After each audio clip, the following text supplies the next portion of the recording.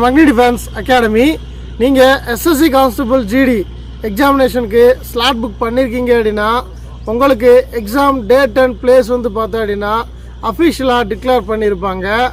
Maximum slot book பண்ணதில் நம்ம எந்த வீக் கொடுத்துருக்கோமோ அதில் ஒரு 50% பேர்த்துக்கும் கம்மியாக தான் பார்த்தோம் அப்படின்னா அதே வீக் கிடச்சிருக்கு.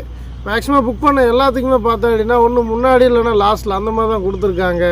ஸோ உங்களுக்கு எக்ஸாம் டேட் என்றைக்கு அப்படின்றத மஸ்ட்டு செக் பண்ணி பார்த்துக்கோங்க. இதில் அட்மிட் கார்டு எப்படி டவுன்லோட் பண்ணுறது அப்படின்னு கேள்வி வரும்.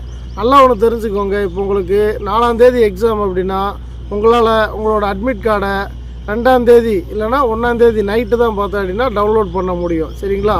ஸோ 48 to 72 ஹவர்ஸ்க்கு முன்னாடி தான் பார்த்தோம் அப்படின்னா உங்களோட அட்மிட் கார்டே உங்களால் டவுன்லோட் பண்ணி பார்க்க முடியும். இப்போதைக்கு உங்களால் எக்ஸாம் டேட் எங்கே நடக்குது, அடுத்து பிளேஸ் வந்து பார்த்தோன்னா எங்கே போட்டிருக்காங்க அப்படின்றத மட்டும்தான் கன்ஃபார்ம் பண்ணிக்க முடியும்.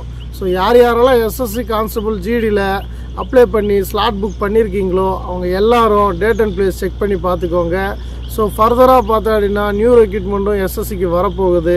ஸோ எஸ்எஸ்சிக்கு அடுத்து யாரெல்லாம் ட்ரை பண்ணணும்னு ஆசை பண்ணுறீங்களோ ஷியோராக அக்னி டிஃபென்ஸ் அகாடமியில் நடைபெறக்கூடிய பயிற்சி வகுப்பில் வந்து ஜாயின் பண்ணுங்கள். Thank you so much. ஜெய்ஹிந்த்.